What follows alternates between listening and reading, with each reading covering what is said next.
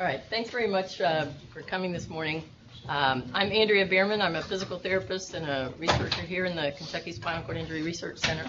Just to make sure that everybody can hear me all right. Microphone's not on. Yeah, I think the green light's still on. Somebody promised. I want you to talk about Susie. Green light's on. Testing. You probably just have to hold it pretty close. A little closer. How's that? Need one of those things. Okay. So just a little over a year and a half ago, two colleagues of mine, Dina Howland and Shelley Trimble, and I ventured up the highway from the University of Florida here to Kentucky. And we looked at this as a huge opportunity to join the Kentucky Spinal Cord Injury Research Center that had a rich and a strong heritage in working with basic science and translational neuroscience under the leadership of Scott Whittemore and Susan Harkema, and particularly focused on adults with spinal cord injury. And we hope to extend that continuum of care and cure to the pediatric population as well, and really serve all ages with spinal cord injury. I hope at some time Dr. Dina Howland will bring forth to you some of the work that we had done at the University of Florida called the KID STEP study. And in that study, we looked at 6 children with severe spinal cord injuries, chronic spinal cord injuries, that had really been predicted from a clinical viewpoint to never step or stand again. 3 out of those 6 children did so using an activity-based therapy approach. So again, she'll probably present those details to you in the future. So today what I want to take a look at is some of the differences and unique aspects of pediatric spinal cord injury compared to adults. Look briefly at our clinical initiative, and I'm just going to give you one case example. Some of our current research and directions really in a snapshot, and then just a nod to our supporting partners here. So we look at some of the differences of and unique aspects of pediatric spinal cord injury. One in particular has to do with how children compared to adults are injured. So if we look at the adult population here, about 36% have motor vehicle accidents. And then we have an array of other things, sports, violence, and falls, and then another category. When we go and look at children injured under 12 years, 50% of that population are injured by motor vehicle accidents, and then 50% in this other category. When we look at others, it's tumors, transverse myelitis, medical surgical events, or events at birth. That 50% motor vehicle accident also is associated with something called spinal cord injury without radiological abnormalities. They're typically very severe automobile accidents with severe injuries, often complete injuries, but at times there's no radiological evidence. And in fact, some of these children are sent home thinking they're fine, and within 24 hours develop paralysis and are brought back to the hospital. But some of the key differences have to do with, for children, it's an interruption of their normal growth and development when they're injured under 12 years of age. And it's also during critical growth periods. Well, this interruption of development means they're not going through the normal processes of weight-bearing, active weight-bearing loading, which really promote musculoskeletal growth and maturation. So when that's halted, there are many other complications that are going to occur throughout that child's growth and development until adulthood, and then continue out on into adulthood. One of the things we look at in assessing children is that we have a moving target. When you assess an adult, they're 26, you come back, you can use the same assessment the next year. When you have a child who's 1 year old, when you're assessing them, 3 years later, you're going to be 4 years old, and you perhaps need a different kind of assessment, or you're looking at different aspects of that child. So when we look at using different outcome measures, we want them to be developmentally appropriate across the lifespan. In fact, we'd like them to be able to connect across the lifespan. There's very few outcome measures in spinal cord injury that have been tailored or been looked at psychometrically for children. There is a film that many of the therapists and physicians are familiar with that has been adapted for the peds population. The Asia exam has been somewhat adapted for the pediatric population, but you can't ask a 2-year-old, is this sharp or dull, or a 1-year-old and get a valid response from them. So there's some question of validity when you're trying to assess a child. One of the other aspects that's very important in working with children is looking at quality of life. And although when we look at adults, we look directly at the adult for an answer. In children, we're often looking at the parent and what has changed about the quality of life of the parent and the family, because that will tell you something's happening with the child and their own change in abilities or function that's having an impact positively on the family as well. So hip subluxation occurs in 94% of children injured below 10 years of age, 94%. So this, again, is a very strong consequence of that inactivity or active load-bearing and weight-bearing in a child. So this acetabulum develops because of that weight-bearing and because of this dynamic between bone and musculature over time. And so that doesn't develop, and what we see is the hip dropping out of the socket and that displacement. All right, so this is a huge problem. The treatment typically is just positioning. So there's not a resolution of this. There's not an answer for this. So the hip does stay subluxed. Another consequence of this inactivity or very sedentary lifestyle and paralysis is scoliosis. Now that's defined as a curve that's greater than 10 degrees. Its prevalence overall in the children under 18 years of age is greater than 90%. But when you look at the influence of age on that prevalence, you'll see that it's highly impacted by, again, the age. If you're under 10 years of age, 100% of children develop scoliosis, again, defined as a curve greater than 10 degrees. And that decreases depending upon the age at the time of injury between 11 and 16 years and then over 16 years of age. So age at the time of injury is the greatest predictor. So research has shown that it's not really the level of injury, it's not the motor score, the voluntary motion below the level of the lesion, it's not the severity, they're strong predictors, it's the age at the time of injury. So we look at scoliosis management. Historically, what's done is children are provided with thoracolumbo-sacral orthosis, and the idea is that they're going to passively maintain that child's posture, erect posture, and the spine in place.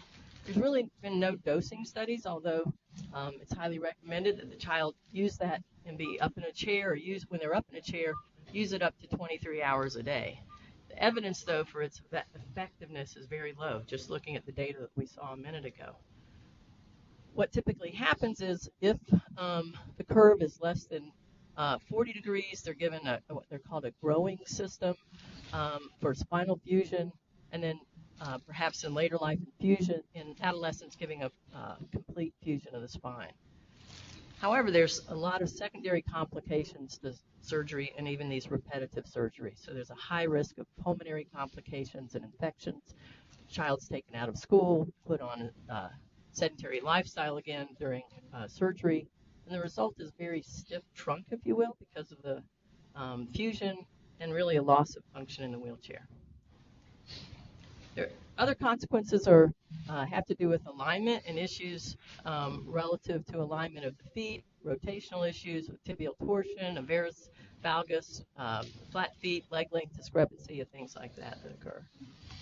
We look at the medical aspects. Again, the motor sensory consequences are very similar to adults. Children also experience autonomic dysreflexia, and it's very similar to adults. Difficulty is the child's ability to communicate what's happening to them. So they might tell you they have a small headache, but they may not report it. They may not know what's happening to them and really be able to communicate. You may be watching for signs of it. We had a child once that just had a little splotchy redness at his neck, and that was an indication. So that still occurs. Children, again, are less aware of the consequences with things that develop like neuropathic pain. They may be scratching or doing something that is self-injurious because of that abnormal sensation. Bone density, we don't really have good evidence or good science in the literature that tells us about the impact of pediatric spinal cord injury on bone mineral development and what happens with spinal cord injury or with interventions. We do know that they absolutely have changes in their bone mineral density compared to children without injury and normal development. Another thing that develops over time is metabolic syndrome. And this is really seen more in adolescence, and again, based on a sedentary lifestyle. And so you can see it defined as, one or more of these parameters. If a child is classified as obese, so in this case there were 11 out of 20 adolescents who had metabolic syndrome. If they were also classified as obese, 100% of those had metabolic syndrome. So this change in body composition was also associated with development of metabolic syndrome. Certainly tremendous psychosocial issues for the, you might say for the child, but it really is for the family and the caregivers in particular, initially, who are dealing with this emotional impact and the tremendous loss they experience about hope and expectations for their child. It also has an impact on the additional time that's required to care for that child, the economic impact, many times the change in family dynamics where someone changes their lifestyle, does not become employed anymore, becomes a full-time caregiver for that child. So we'll take a look at our clinical initiative over the last year. Many of you are familiar with the activity-based therapy approach, but I'm just going to give you a snapshot look at that. Historically, again, when we viewed the nervous system as a hierarchical system of motor control, when we have a spinal cord injury, we've had an interruption between the descending signals between the brain and the spinal cord and the muscles that control movement. And our choice has been, because we believe there's no resolution to paralysis, that we're going to provide an individual with braces, an assistive device, or a wheelchair. So we're going to have to compensate for that inability to move your legs and or hold your trunk and balance, and give you some sort of assistive device to compensate for that. When we understand that the nervous system is really as a heterarchical model of motor control, and that really there's both descending and ascending pathways that can help promote activity below the level of the lesion. In this case, we're using an activity-based therapy approach to activate the nervous system below the lesion, and using task-specific sensory information provided to the spinal cord and really throughout the neural axis to generate a motor output. And so this has been the basis of providing a rehabilitation approach which really targets activation of the neuromuscular system below the level of the injury. And in this case, not only do we have a motor output, but ultimately we're going to have ascending information. The hope is perhaps there are pathways that are still viable, that may be dormant, that may be available even to provide ascending information. If so, ultimately, there also may be descending signals that can be provided from the child to really initiate movement or initiate steps, etc. So again, what is developed is this activity-based therapy approach, termed locomotor training, which is provided in 3 particular environments. The step training on the treadmill focuses on stepping and standing. 2 activities, we're providing the sensory information to the nervous system and expecting to retrain the nervous system and generate activity below the level of the lesion. We then transfer these skills that are acquired in this environment to assessment and application over ground. This is part of the therapy. This is done for an hour on the treadmill, half hour in this environment, and then we work with the family to incorporate these principles and activities into the home and community. So what can they carry out in how they decide to move their child, positioning, et cetera, et cetera. So this is the population that we've seen over the past year. If we look at the age at time of injury, the youngest was at birth with a neuroblastoma, and then all the way up to 6 years of age. If we look at the population, when we did treat them, they're all over a year since injury. So you might say a more chronic population, all the way up to 5 years since injury. But one other aspect to look at is the age at injury, down to birth in 3 months. Very early injury. These children never develop the ability to roll, sit, stand, or walk. So a very different population, perhaps, than the child who was injured at 6 years of age and already had developed those motor skills. So you wonder if we can even facilitate that kind of development. So it's not so much looking at recovery in those children as opposed to looking at development of motor skills in that population. All right, so let's look at the case example we'll present today. Is a child that had a diagnosis of a spinal cord injury and ischemic event that was surgically related at 3 months of age. Note that she had extended pneumonias. She had a spinal cord injury, which you would say is a C5 level. She had acute hospitalization and care for 3 weeks, and then continued outpatient therapy till about 2.5 years of age, and that's when we began to interact with her, and she became enrolled in a locomotor training program. Now, in that period of time, you can see she had PT and OT 2 times a week, 45 minutes each outpatient. She also had in-home therapy that had to look at early intervention program. She received that for 2.5 years. That is approximately 355 sessions of services, clinical services, therapy that she had received at that time. The focus had been on bracing and positioning with the TLSO, again, that thoracolumbar brace, using bilateral AFOs, but the goals were independent rolling, sitting, balance, and upper extremity use. When she came to us, she already had a thoracic kyphosis. It wasn't fixed. She did not have scoliosis. She did have bilateral hip dislocation, some of these other problems. Again, she had an array of equipment already. Primary was what we call a kid cart. That's a stroller that's kind of reclined, so it positions the child, and it's a very high stroller, so the mother doesn't have to bend down to work with the child. Interestingly enough, she also had a power wheelchair that she had received recently, and she was able to manipulate that with her hand. However, she came to us at 2 years, 9 months of age, but was functioning at, and I'm going to adjust that to a 2 to 3 month old level. She could not roll, sit, come to sit. The only thing she really could do is perhaps begin to drive that power wheelchair. All right, let me go back here. All right, so let's look at, this is her first day being evaluated.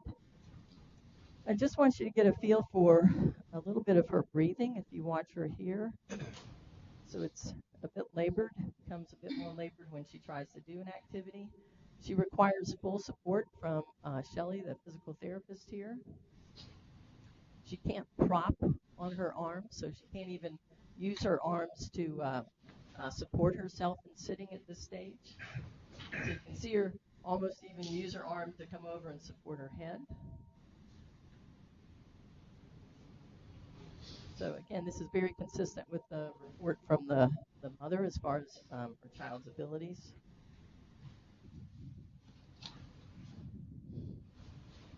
And we began the locomotor training program. I just want you to look at, this is really the first day of training for her on the treadmill.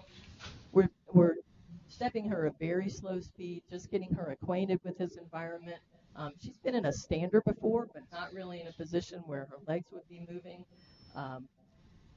We will begin to ask her to do things like swing her arms. We want to try and get her trunk engaged in this activity.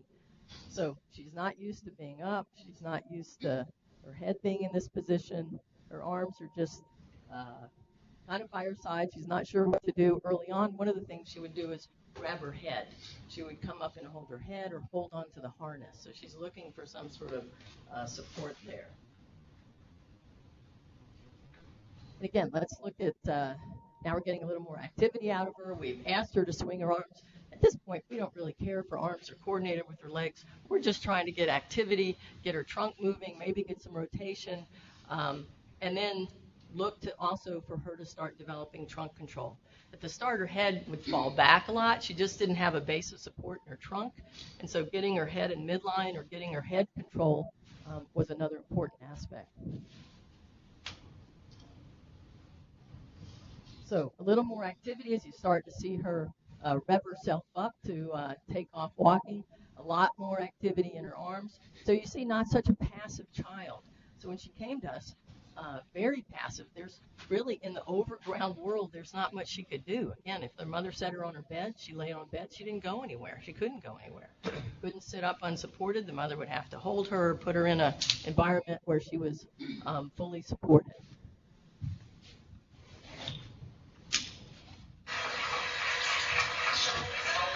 Okay, so I just want you to listen to the change in her. Can you hear me without this? Yeah. I'm going to get rid of it. Okay, I just want you to, do I need to tape this or something? I probably do. Sorry. Okay, so I want you to listen to her change in her voice, in her ability to have respiratory support.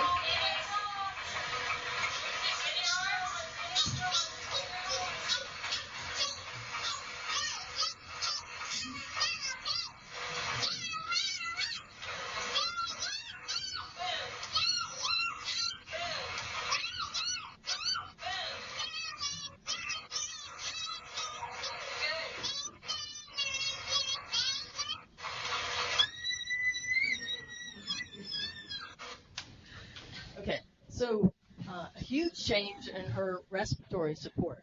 One of the things her mother came back one day and said she'd been to some day school event and said, I want to tell you, my kid was a champion today. And we said, well, what? And she goes, she was the best bubble blower in the whole group.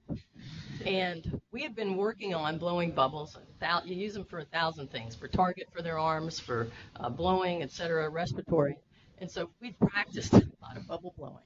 But for this child who, if you had brought her from daycare and home, there's little that you would have said, my child's a champion at doing it. So all of a sudden, bubble blowing. But I want you to see that this is a huge impact on her respiratory control. She's already been in the hospital for pneumonia.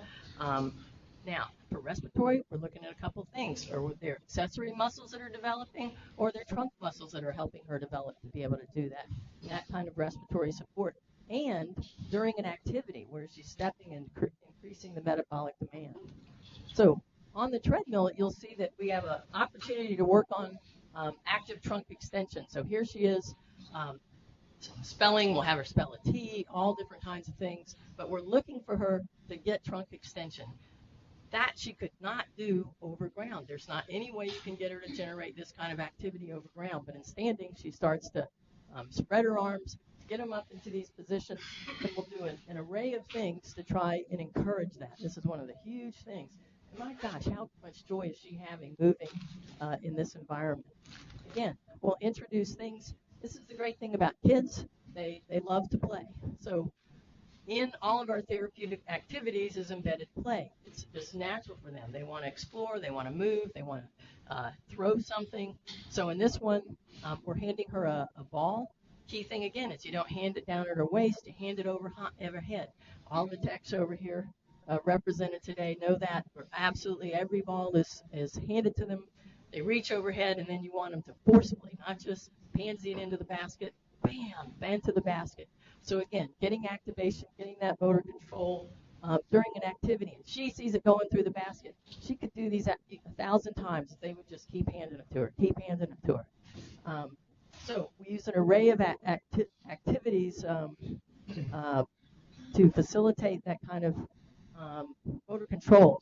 Here's another great one. So with the tennis racket, all she needed was someone to hold on to the racket, help her with grasp. But she actually did the rotation. She actually turned and hit the ball and had the ball go flying across the room. And that's why she's so happy and screaming, ah!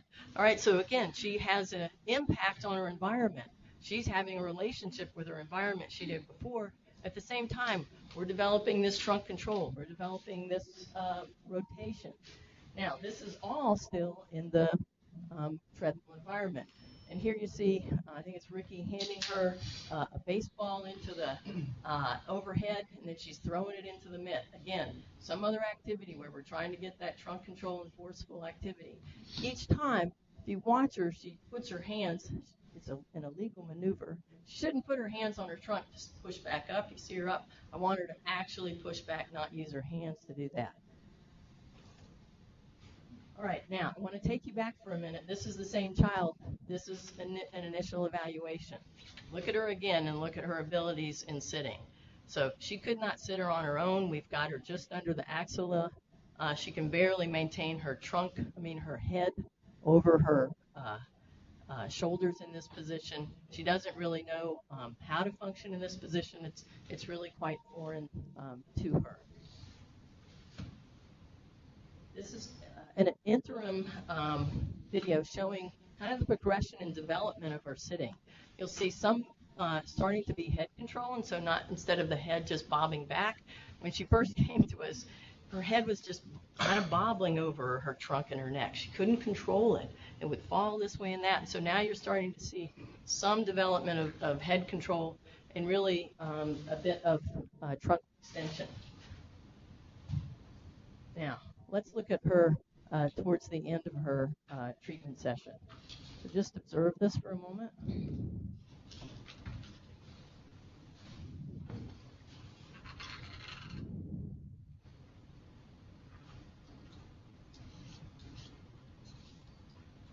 Okay, so just look at that position for a moment and what's changed in this child's ability. So she doesn't have anyone behind her, no one supporting her. Not that we would walk away from her at this point, but the casualness with which she's now sitting and able to hold her trunk upright. And it's not a collapsed trunk, it's not in a C posture. It's very much upright that she's able to do this. And then you just look at her arms. Yeah, they're supporting somewhat, but not in a full sense. And then she's able to just maneuver her arm and change herself in that position. All right, so let's look at what we call a modified ring position. So it's a long sitting position. And again, start to look at the activity that's necessary for her to do this activity. She's going to be stacking some blocks. So Shelly's arm is behind here. You'll know when Shelly's putting her hand on her. She will actually catch her. Otherwise, her hand is not on the child's body at this point.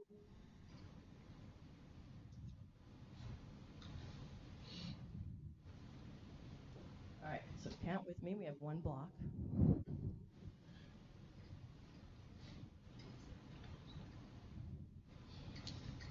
So anytime that you take the arms and you position them up in front of you, your trunk has to come in place. If it doesn't, you're going to fall over. All right, so that's going to change the demand on your trunk to just lift your arms in front of you.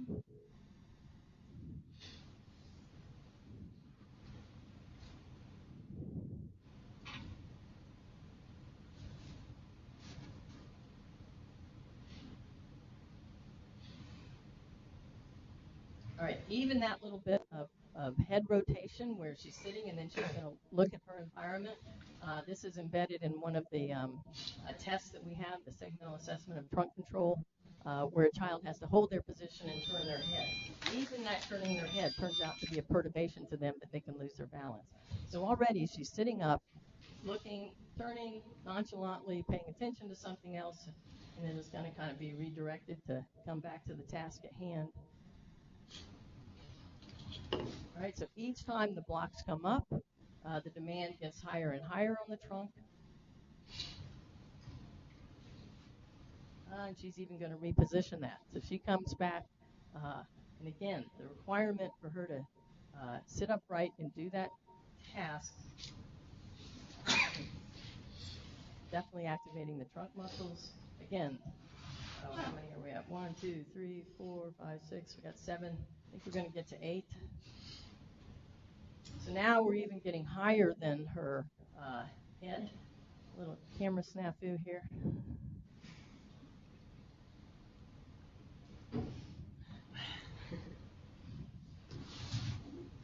All right, so a huge change in her abilities compared to when she came in.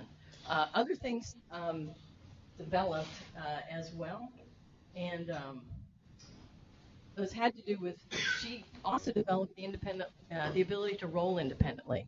So her mother used to put her on the bed and know she could move around the house and the child's in the middle of the bed not going anywhere. Literally, she came back in one day and the child had rolled off the bed. And the child learned to do this herself. And if you can think back to the rotation we were doing with the tennis racket and activities like that, she started to initiate, I need something, I want something, I'm going after it. There are two things she taught herself. One was to roll and one was to come to sit. So she was in her crib one day, her mother came in, her child was sitting up. She'd never come into the crib and seen her child sitting up before. And her child figured out how to roll and how to get all the way up to sitting. And even would say to her mom, stay away, and then go, ta-da, and announce that she had done that. So now she could prop sit independently. She see her engaging in her environment much more, stacking blocks, and we moved from the power wheelchair to the manual wheelchair. Now, what was happening in the mother's with the mother's quality of life during this period? So I asked her, just tell me a little bit about how this experience has changed not only your child's abilities, but something about your family, etc. And she said, oh, you won't believe this. When I go to the grocery store now, I used to have two carts. I had my kid cart with my child, and I had my grocery cart. Now, try and negotiate any grocery cart aisle with two carts. And so that's how I went to the grocery store. And she goes, and I'd always forget something in the grocery store, and so there I am going back with two carts. But now I just use one grocery cart, and I can put my child into the same little basket like any other parent does up front, and we wheel throughout the whole thing. I don't need any padding. I don't need a strap. I don't need this. I don't need that. She can sit right there like any other child. Then she said, you know how parents come in and parents often have a child on their hip, and they're just going around the house and they're doing things with one arm free and one arm with their child. So she came in one day and she came to therapy and she had her child on her hip. And she goes, look, I can do this.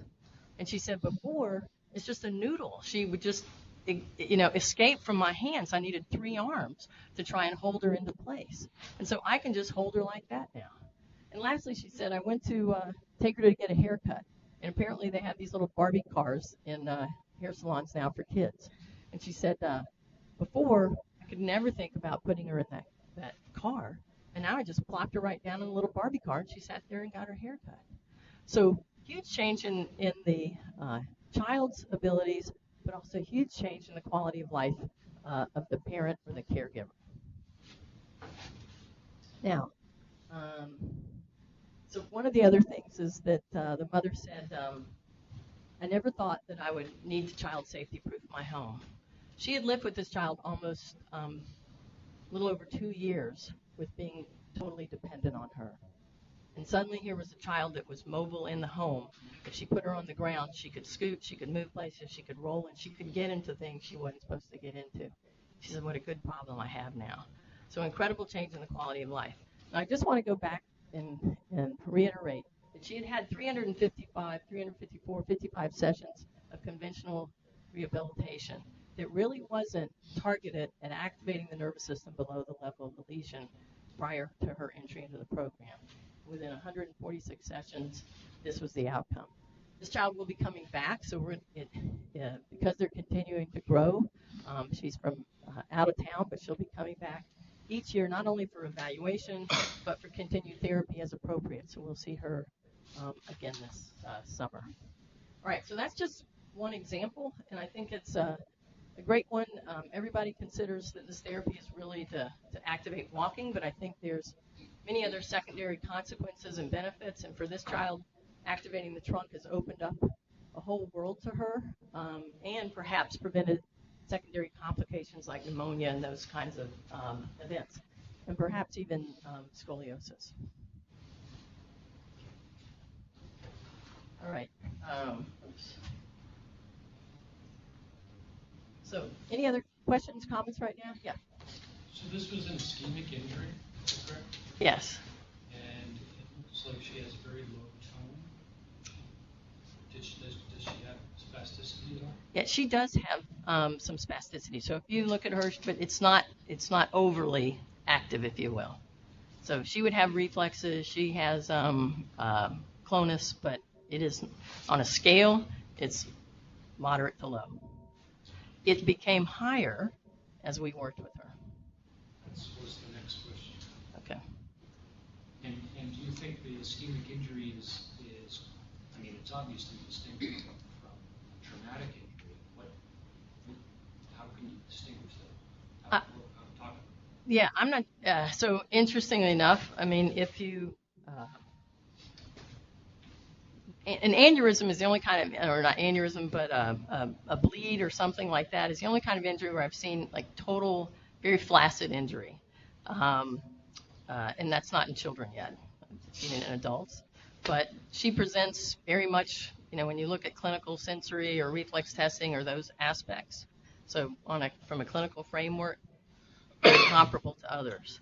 And that's interesting, and I'm sure the mechanism of injury and the impact is different, but when I look at it on an observable level, they look comparable. And I would tell you it's interesting because it's really across, because we have transverse myelitis, tumors, gunshot wound, motor vehicle accident, very different kinds of etiologies, and yet from a clinical standpoint, I would say they present similarly. There is a range of activity or spasticity, if you want to call that, that we see presented. Yeah, Susie. Do you think that maybe there's potential that more interneuronal damage happened, and then maybe that's why I know that there's a limited number, but it's possible that it attributes to this sort of overall sense of low tone, even though you see some reflexes and spasticity? Yep. So I think I've heard that from you before, so I'm going to say yes. I mean, yeah. No, I mean, trying to look at why. I mean, that is a key question when we look at the population, because you have this variety of presentations. And one of the other children we had came in. The mother was totally. The first day, the child was almost standing on his toes. He was so active. He was just like this. And we're going, oh, this is the best thing. And she was so apologetic. And he had a spinal tumor. And so maybe starting to try and tease that out is an important variable to understand beyond just the clinical aspect of this. Because we have kids that come in very low-toned, if you will, or low activity. We can get them with training. We move them, but we don't get sustained activity. And so you'll see it like start that day, and then they come back the next day and it's gone. Now, we had another child who started to get more and more activity this summer, and he exhibits it very first thing in the morning. So his mother and him came in and said at about 7 a.m. he gets up, he can move his legs out, in, around, but an hour later isn't present. So we've worked with that child and family to monitor it throughout the day and also give him more opportunities so he's in a good position to use it, and he's starting to use it throughout the day. So yes, I think trying to understand that, because the kids that have, subjectively right now, the kids that have more activity seem to respond better. Although this child, I'd say moderate to fair activity when she started. Anybody else? It's great to see some imaging from some of these patients. And which brings us a little bit to current research and directions. One of the things we hope to do over the next year is to develop not only clinical follow-ups with these children, but experimental assessments, so that go hand in hand, and then we do that initially, but also over time. All right, so let me just give you a snapshot of the current research and directions. One of the things we're developing is a neuromuscular recovery scale for pediatric spinal cord injury. Most of you from this community, you'll recognize this as the adult neuromuscular recovery scale. It was developed in context with the Reeve Foundation and the clinicians and scientists from that community.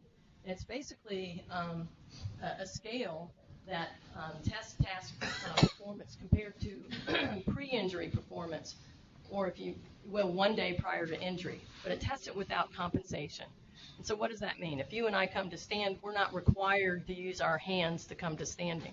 But there may be someone with a spinal cord injury who has to use their hands. But in this test, they're not allowed to use it.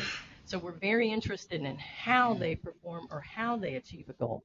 Maybe they can achieve the goal by putting their hands on a walker, but we're going to not allow them to do it, because we want to look and compare their abilities today, their neuromuscular capacity today, to how they would have done it 1 day prior to injury.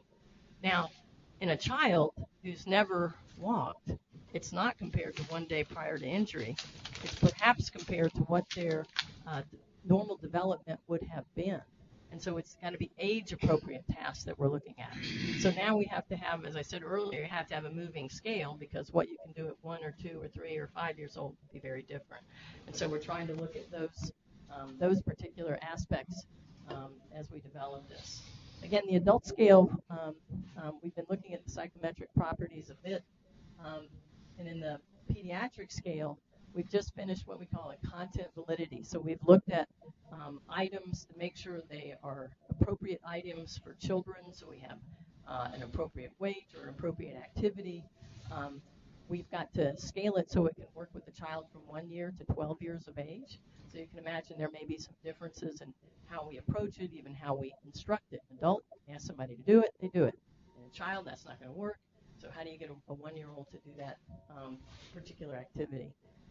We're soon to embark on inter-rater reliability. We are partnering with the Shriners Hospital in Philadelphia and researchers there, MJ Mulcahy and Liz Ardolino at St. Augustine in Texas, to develop and test the reliability. We'll be testing 18 children here over the summer and creating videotapes, as well as in Philadelphia, and then those tapes will be used for reliability testing by 15 physicians, therapists, and occupational physical therapists coming this fall. So we hope that'll become a routine assessment instrument available to clinicians to really look at, again, recovery or development of skills. Second, we've also reinforced today how important it is to develop trunk musculature when current practice is to use a TLSO and really have no hope of someone developing activation of trunk muscles. In this case, in this study, we're taking children that are undergoing locomotor training and looking at two aspects, really. Can we turn on trunk muscles below the level of the lesion? And then how do those trunk muscles function in tasks where you're required, the demand on your trunk is great, and then second on respiration. And does that change across time? As I mentioned a moment ago, we're starting to look at developing clinical and experimental evaluations for a long-term database for children. We want to continue to enhance the therapy. What are aspects that we may need to do to make this therapy any better? And in particular, I'd say one of our rate-limiting factors right now is development of a pediatric-specific treadmill for this training. So if you're Darren over here and 6 foot something, and you've got to work with this little child here on the treadmill, he's reaching way down to try and get to that child. His spine is curved, and in about 5 minutes, he's complaining. So we're looking at ways to try and alter the population so not only the interface with the trainers is better for their biomechanics and repetitive activity. And oh, by the way, we have to meet the range of Darren being 6'2" and someone else being 4'11", or 4 feet, whatever. How tall are you, Sarah? Okay, so we have to meet the demands of our range in trainers, but we also have to meet the size of the child, so we may be able to change things. So when you have a treadmill belt this wide and the child's in the middle of it, they're very far from you compared to where the adult's feet are. So there's a lot of different aspects of this that we want to change. The other bit is important factor is the force feedback control was designed for people 150 pounds and above. So its sensitivity, we have to look at a population that's about 22 pounds to maybe 100 pounds. And so we want to be able to change that as well. All right, so let me just acknowledge a few folks that have really contributed in the community over this last year. Crusade has provided some money, and this particular funds are there to assist to provide therapy or payment therapy when insurance runs out, which is a great benefit. We have the Todd Crawford Foundation from here has also provided funds to bring one child back for an annual evaluation, and that child will be coming this summer. I think many of you ran in that race several weeks ago. And then lastly, the COSAIR Charities here in town has really helped to fund what we're calling the COSAIR Charities Center for Pediatric NeuroRecovery. we'll have three big missions there. One is to deliver the state-of-the-art activity-based therapy for children. Second is to train rehabilitation clinicians and researchers who to not only deliver this, but to do the current assessments and also to participate in ongoing research. And the third is to really conduct the groundbreaking research that's required to help clinicians make good decisions, improve the quality of life of these families. And so that is the third aspect. I really want to encourage individuals such as yourself, neurologists, if you think that you are an expert in a particular area that might intersect with what we're doing, we're developing both a clinical team as well as the experimental team, where we might look at bowel and bladder function, respiratory, bone development, growth, some of these other physiological systems based on these activity-based therapies. And we'll be developing that team over the next year. So if you think you may be interested, let me know. Andrea.Behrman at Louisville.edu. I'd sure appreciate it. All right, thanks so much.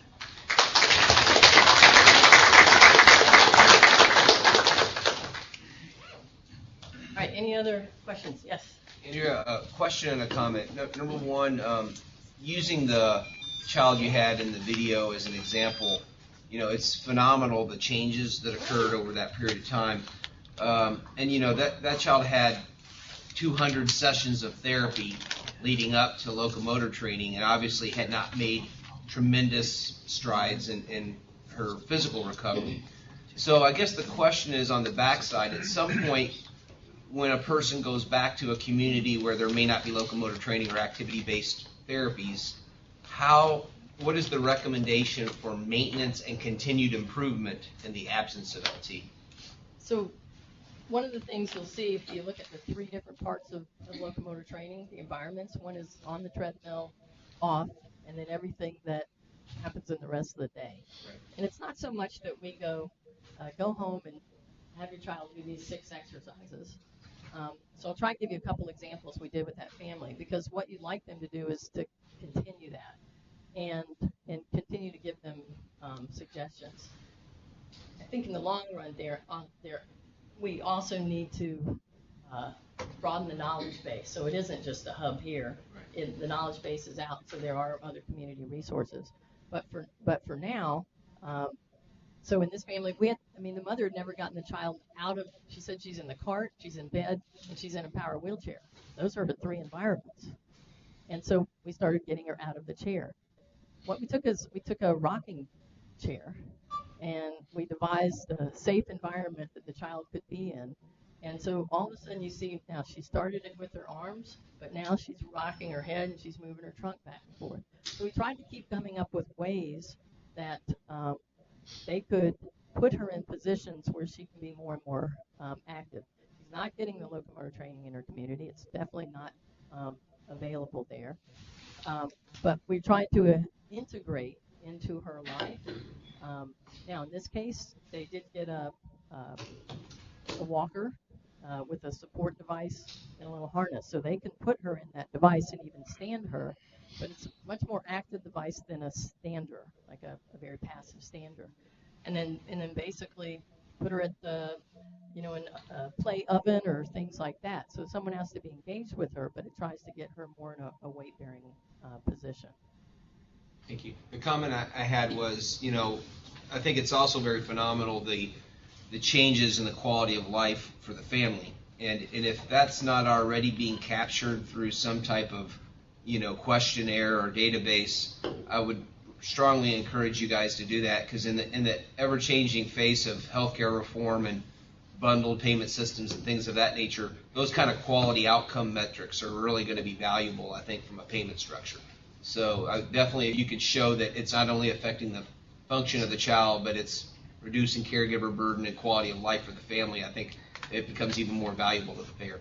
So, great comment. Thanks. What we're trying to do is work with, because we'd like every family to have psychological services when they come here, and so it's just part of our program. So what we aim to do is incorporate Pete's quality of life measure into the evaluation of the psychologist. So it gives them a segue into asking these questions of family it's standardized, but I think that what we'd like to in addition, so we're looking for someone with, say, qualitative research background, and so there's an interview process also, because this kind of wealth of information that we got from the mother wouldn't be on the questionnaire. And so we need to start understanding we don't know the impact until if we hadn't asked the question, we would have noticed some things as she came in the door differently, but we needed to ask that question. Thanks. Anybody else? Yes. So some folks, particularly in the animal research world, really feel like there's a window of opportunity, and that things change over time post-injury and may cause the type and amount of training that's necessary to get certain gains to increase. So is there that feeling of urgency to get kids into training programs as early as possible or not? And is it a battle with the medical establishment, or is it a battle of just the amount of comorbidities and other problems that they have? I'd say it's similar to the adults. In that we haven't achieved that really in the adult population either, so that there's this rapid acceleration into activity-based therapies, even in inpatient rehab. I think we're too new to say that it's a problem with the medical system. We have to kind of help and solve that issue. As far as getting them going, I think if you look at the data from, I'm going to say the adult population, we'll come back to the kids, but from the adult population in this NeuroRecovery network, we've seen people change even years post-injury. The rate and the amplitude with which they've changed is less, but there's still been progress. So the nervous system still seems to be interested. Just you need to tap into it and change the environment and change the input. What I'm pretty much amazed in with these kids is, how about a system that never, ever, ever, it's just been sitting there for 2 years. And the child never had any engagement actively in its environment. No wayfaring, and yet we are at that point providing input and changing that output. And I'm surprised no one's asked me yet, but we're not doing the developmental sequence. So that's been the age-old route for pediatrics, is we're going to put you prone. You'll get prone extension first, and then we're going to put you in kneeling, and then we're going to do kneeling and half kneeling, and we have to go through this little hierarchy and we've never addressed that. And I remember a basic scientist asked me one time, so you're going to put them on quadruped on the treadmill. I said, boy, I hadn't even thought about that.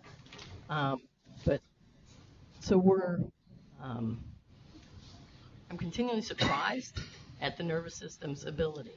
So here you have chronic, and then you have children who've never had that experience.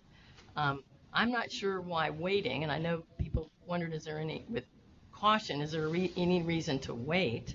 And so is there an inflammatory process? Is there something else that needs to happen? To me, as soon as you have spasticity, if that's going to show up, you got reflexes, we're over the hump, let's use it and go. But I think people are continually looking at that question. Yes? You didn't report on her hips. So, what I'm going to tell you is, so interestingly enough, I got to remember if it was this child or another one. I think it was this one. They did this track. I'm not sure if it's this child, but let's just say in therapy, sometimes what they do is this traction. It doesn't do any. So if anybody's done this and it's worked, let me know.